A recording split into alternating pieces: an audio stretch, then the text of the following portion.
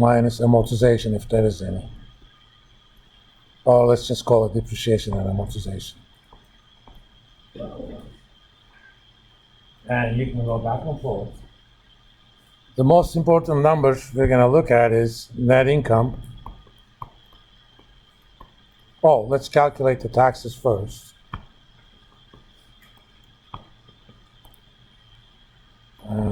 We're going to talk about generally a tax rate. This is typically the average tax rate.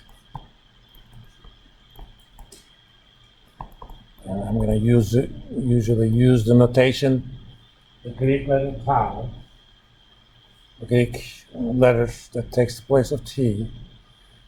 So taxes are earnings before taxes times the tax rate.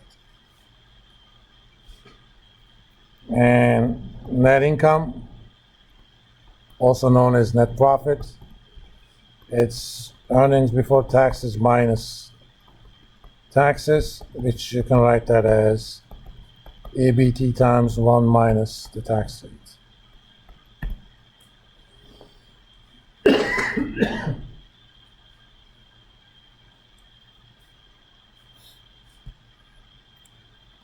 As far as net income, we have one more identity, and we're gonna short to net income as NI. Net income is also equal to cash dividends paid plus change in retained earnings, or let's just call this divs plus change in RE. That triangle is the capital Greek letter delta, which stands for D.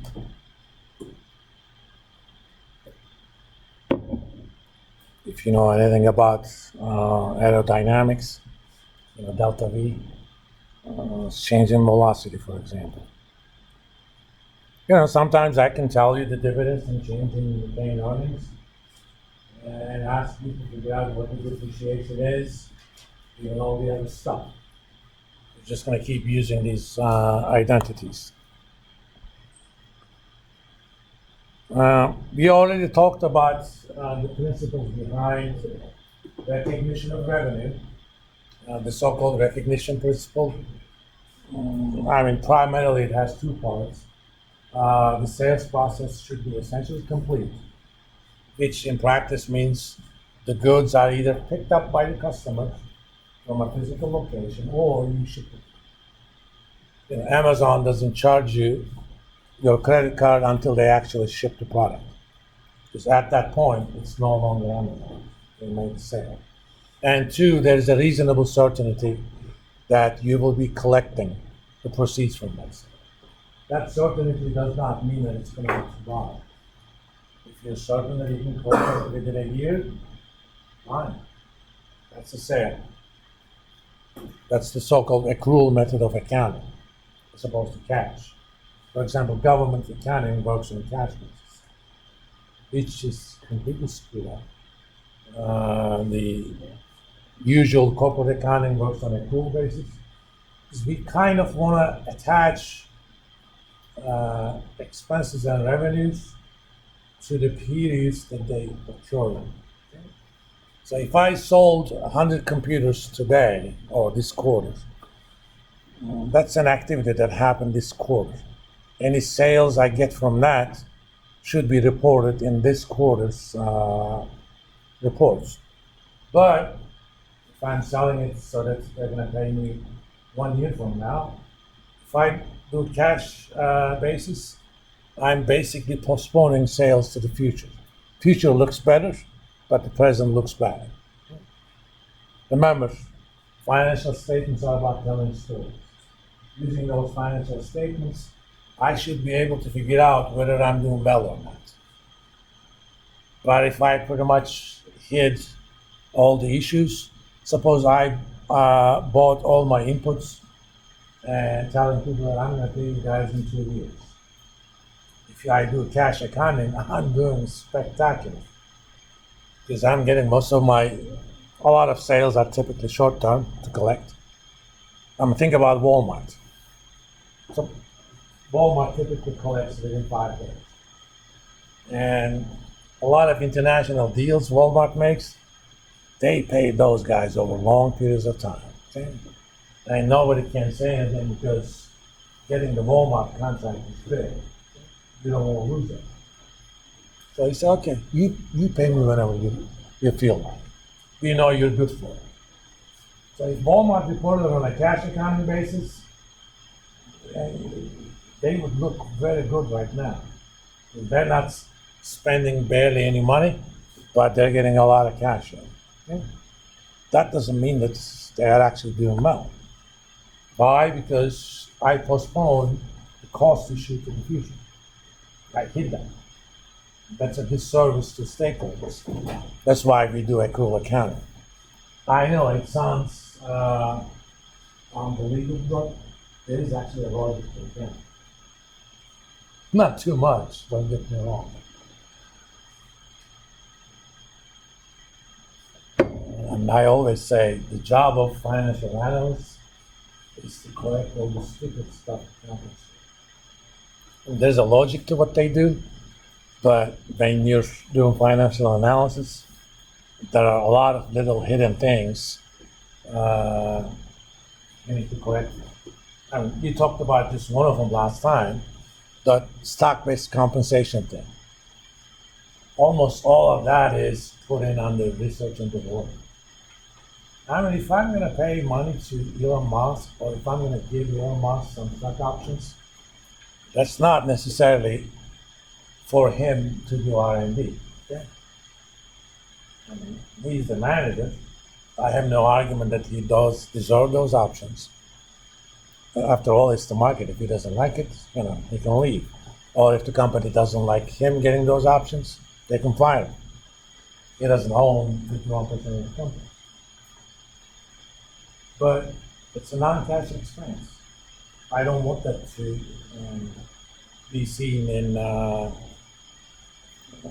under R&D, okay? Because R&D technically is kind of an operating expense. And if I'm comparing two firms, one of them chooses not to give stock options. They just pay their CEO fixed money. And the others do. Or they give them a share of profits or whatnot. Those will be reported just as wages.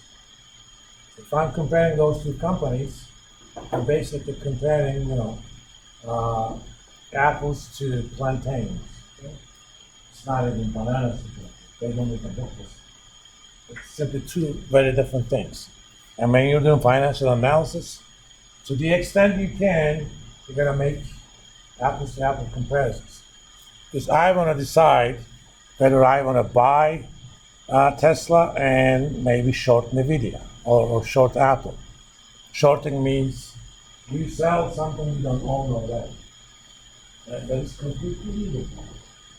It sounds illegal, but it's not. And there's a mechanism to it. I say, I know Miguel has a lot of Nvidia stocks, and I suspect he wants to hold on to it. I said, Miguel, can I please borrow 100 shares from you?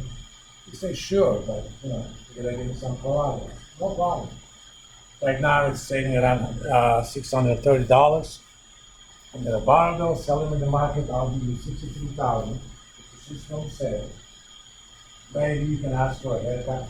You can ask for collateral in this case because you don't trust me. And so I'll give you maybe $70,000. I'm gonna wait. Maybe 6 months from now, it's gonna go down to 530. I'm still owing 100 shares. I don't own $60,000. So I'm going to go ahead and buy those back in the market. If I'm lucky, I bought them at 530, so I spend only $53,000. I'm going to come back and say, Miguel, for your business, here's your 100 shares of Nvidia. You give me my collateral back. I sold them at 63, bought them back at 53. I made another one. You still hope to buy low and sell high. It's just the order of buying and selling high. That's what shorting is. That is completely legal. If you own a Robinhood account and I have the gold, it's $5 a month. So I do a lot of stuff with that gold thing. Sometimes they ask you, we would like to actually use those stocks in your portfolio for lending. Because there are people out there who think the stocks that I'm holding are going to go down in value. If you short it, you're going to benefit from that. If it goes up in value, they're going to lose money. Again, it's a bet. And I actually get some money from the stock. So I'm going to keep it there anyway. So they might as well lend it. Because as far as I'm concerned, NVIDIA owes me those stock, not the people who borrowed it. The people who borrowed it is between NVIDIA and me.